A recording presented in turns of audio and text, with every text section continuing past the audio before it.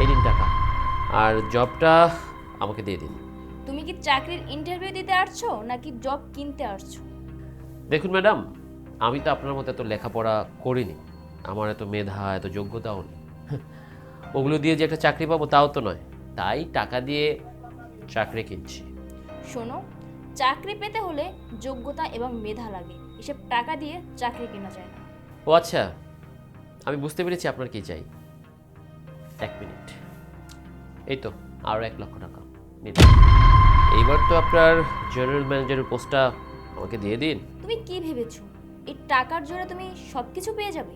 দেখুন ম্যাডাম, যখন টাকা কথা বলে না, তখন বাকি সবার কথা বলা বন্ধ হয়ে যায়। টাকার এতটাই শক্তি। আর আপনি হয়তো জানেন না আমি কে। আমার বাবা এই শহরের সবচেয়ে বড় প্রপার্টি ডিলার। আমার বাবা যদি চায় না, তাহলে 2 মিনিটে আপনার পুরো প্রতিষ্ঠান কিনে ফেলতে পারে। তোমার বাবার যেহেতু এত টাকা পয়সা আছে, তোমার বাবার এত এত ক্ষমতা আছে, তাহলে তোমার চাকরি করার কি দরকার? না, চাকরিটা আমার অর্থনৈতিক কারণে দরকার না, চাকরিটা আমার অন্য কারণে প্রয়োজন। কি ধরনের প্রয়োজন? আসলে ঘটনা হয়েছে, আমি একটা মেয়েকে ভালোবাসি, আমি ওকে বিয়েও করতে চাই, কিন্তু মূল সমস্যাটা করেছে ওর বাবা। ওর বাবার কথা একজন কর্মঠ চাকরিজীবী ছেলেকে তার মেয়ের জামাই করবে, আর মেয়েও সেটাই বলছে। তাই বাধ্য হয়ে ওই বুড়াকে দেখানোর জন্য এই চাকরিটা আমি নিতে এসেছি। আর আমার মেধা বা যোগ্যতা যা, সেটাতে তো চাকরি পাওয়া পসিবলই না। দ্যাটস ওয়াই আপনাকে টাকা দিয়ে আমি চাকরিটা কিনে দিচ্ছি। আর তার চেয়ে বড় কথা, ওই বুড়া খারুস বলে কি, আমার যা আছে সেগুলো তো সব আমার বাবার, মানে আমি যে টাকা যে অর্থ সম্পদ দেখায় সেটা থেকে আমার বাবার করা, আমার কিছুই নেই। তাই চাকরি করে নিজের পায়ে দাঁড়াতে হবে, তারপর ওই বুড়ো তার মেয়েকে আমার কাছে বিয়ে দেবে। দেখলেন তো কত বড় প্রয়োজন হয়ে পড়েছে চাকরিটা আমার। তোমার কি মনে হয় না তুমি যদি মেয়েটাকে সত্যি সত্যি ভালোবাসো, তাহলে তোমার এই চাকরিটা মেধা দিয়ে চেষ্টা করে নেওয়া উচিত? তাছাড়া মেয়ের বাবার কথাও ভুল।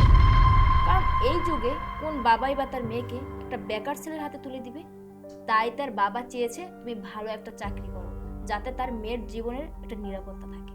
আপনিও না ম্যাডাম, আপনিও আমার ওই গার্লফ্রেন্ডের বুড়ো বাপকে সঠিক মনে করছেন। আরে বুড়া তো একটা পাগল। আর এই জবটা আমি লাইফ টাইমের জন্য করব, কে বললো?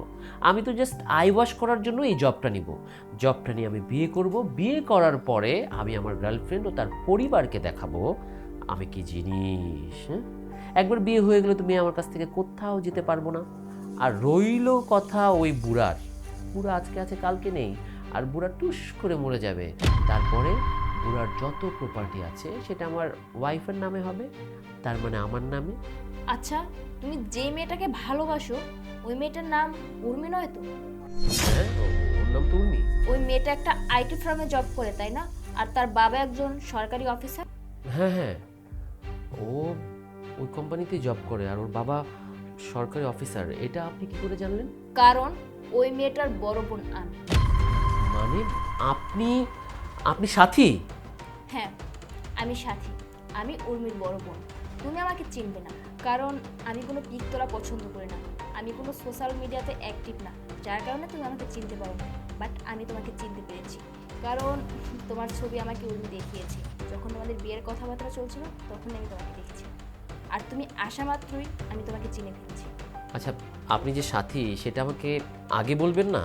আগে বললে তো আমি তোমার এই রূপটাকে দেখতে পারতাম না, এই রূপটাকে চিনতে পারতাম না। আসলে আমার খুব লজ্জা লাগতেছে। আমার বোন তোমার মতো একটা লোভীর ছেলেকে কিভাবে ভালোবাসো? তুমি তো আমার বোনকে ভালোবাসো না, তুমি তো আমার বাবার সয় সম্পত্তিকে ভালোবাসো, আমার বাবার টাকাকে ভালোবাসো। সত্যি আমার বোনের প্রতি আমার ঘৃণা হচ্ছে।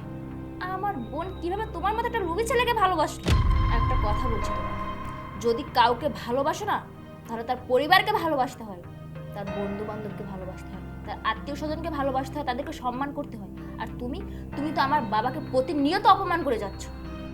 আচ্ছা, যা হয়েছে হয়েছে, একটা স্বাভাবিক ব্যাপার, আপনার বোনকে তো ভালোবাসি, এইটা এত সিরিয়াসলি নেবেন না। শোন, দরকার হলে আমার বোনকে চিরকুমারী করে রাখবো, তারপর তোর মতো একটা লুবি ছেলের হাতে আমার বোনকে কখনো তুলে দিব না। এখন এখান থেকে সসম্মানে চলে যাও। এখনো বসে আছেন কেন? সসম্মানে এখান থেকে বের হবেন নাকি দারোয়ান ডেকে বের করে দিব?